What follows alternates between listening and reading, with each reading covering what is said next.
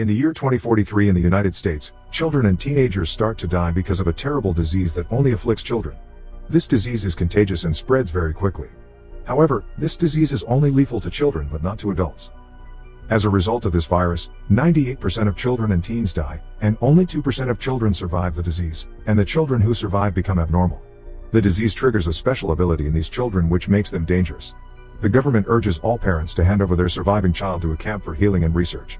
And at that time, the President of America, President Gray, claims that his son, Clancy, has survived the disease and is currently being treated at the camp for healing, and his condition is getting better. In the camp, doctors and scientists classify children and their disorders into 5 colors. First, it is the greens, for children whose intelligence has increased. The second is blue, for those who have telekinetic abilities. The third group is gold, who have the power to manipulate electricity. The first 3 groups are considered to be quite safe, and are only being treated in healing camps. The fourth group is the group that is considered dangerous, which is the red color for those who can control fire, and the fifth group is orange, the most dangerous group, for those who can manipulate the minds of other people. The red and orange groups are very rare, and the government considers them very dangerous and orders them to be killed immediately on sight. The film takes us to a setting where a little girl named Ruby is celebrating her birthday with her parents. They are worried because all the children around are dead, and only Ruby is still alive. At night, Ruby comes to her mother's room to calm her down, but suddenly she has a strange vision when she holds her mother's hand. In the morning, her mother does not recognize Ruby as her child anymore, and her mother calls the government to take Ruby away to the healing camp. Finally, Ruby is taken with the other children to the healing camp. Every child brought to the camp gets examined by the doctor to determine what abnormality they have. Ruby is taken to the examination where she is identified as being orange, the most dangerous group that can control other people's minds. Therefore, the doctor immediately wants to inject Ruby with lethal injection.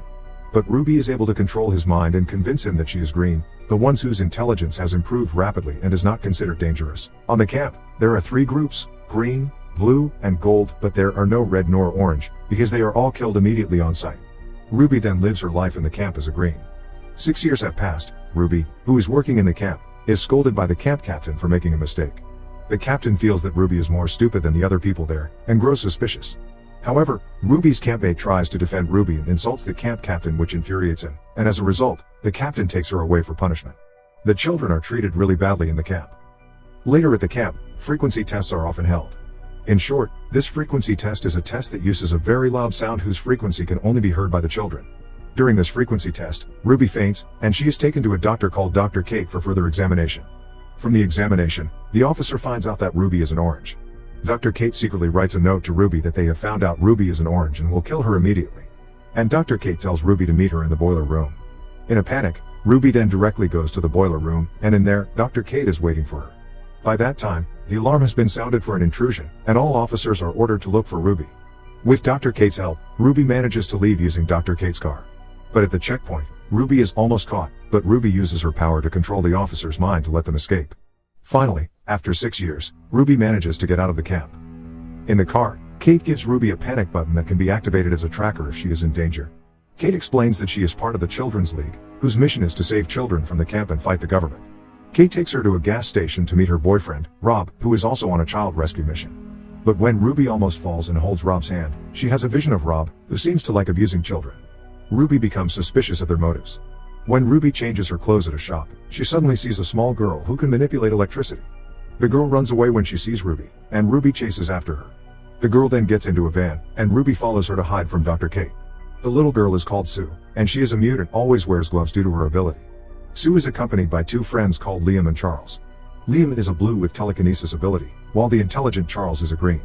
They agree to go with Ruby and help her escape from Kate. On the way, there is a woman who tries to chase them. Her name is Lady Jane. Lady Jane is a child hunter who works for money.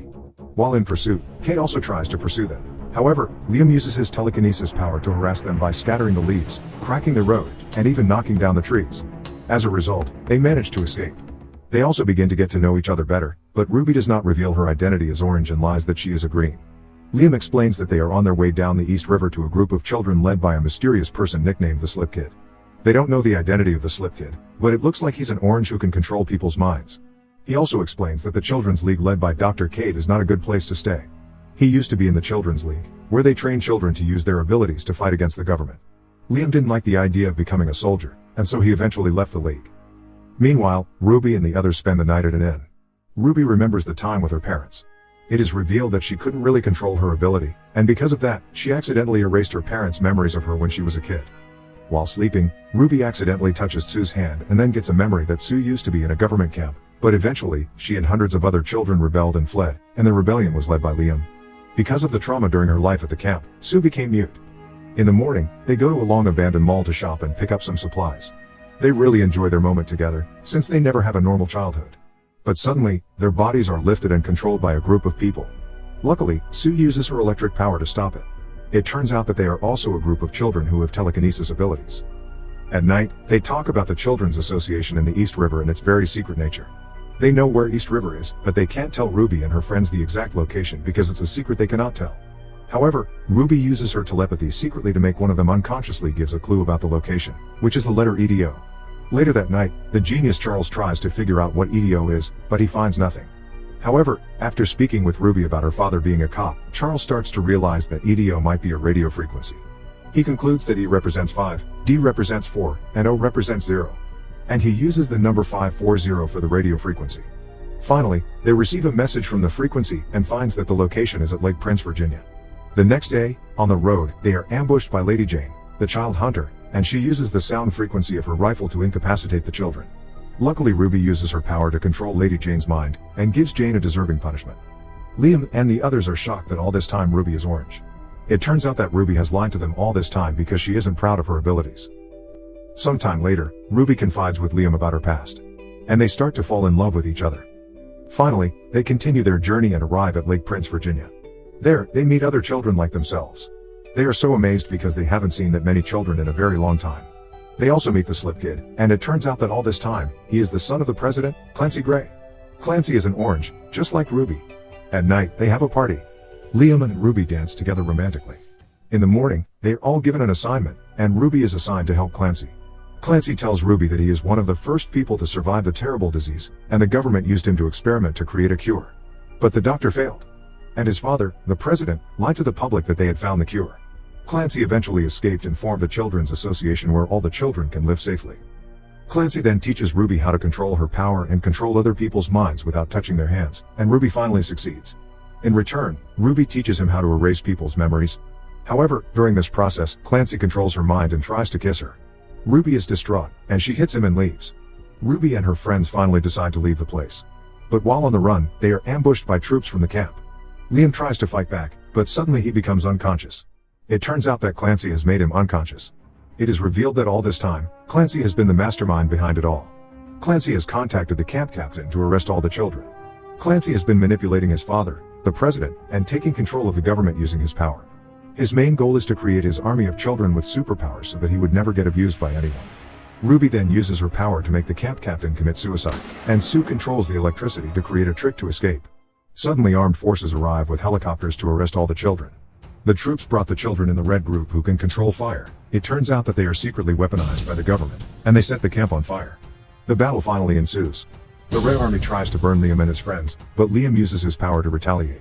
But suddenly, Clancy comes in the middle of the battle and manipulates the minds of all the children there. Liam and the others are forced to leave the location and leave Ruby there, because only Ruby has the power to face Clancy. Ruby uses her ability to create her army. However, Clancy shows his brutal nature and controls their mind to kill themselves by shooting each other. Clancy then tries to use his new memory erasing powers to turn Ruby to his side and forget her friends. But Ruby uses her power to control the pilot's mind, and a helicopter crashes and explodes. Ruby manages to escape the explosion with the help of Charles, but unfortunately, Charles gets burned, and he is severely injured, leaving Ruby no choice but to use her panic button to call the Children's League for help. The next morning, the League squad comes to pick them all up. Charles is immediately taken to the hospital for treatment, while Sue is adopted by a good family. But Liam is arrested by the League because he has betrayed the League before. The League considers Liam knows too much about the League to be left free. Ruby meets Kate and bargains to release Liam by promising to be a soldier in the League, and fight against the government alongside them. However, Kate is sure that Liam will never leave without Ruby, and he won't let Ruby join the League. Finally, Ruby meets Liam. Liam explains that he wants the two of them to stay together and discuss plans for both of them in the future.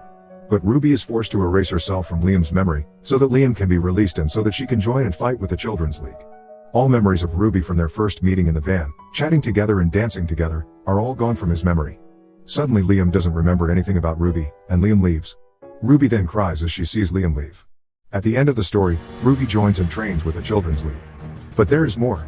The struggle of Ruby and her friends is far from over, because it turns out that Clancy is still alive.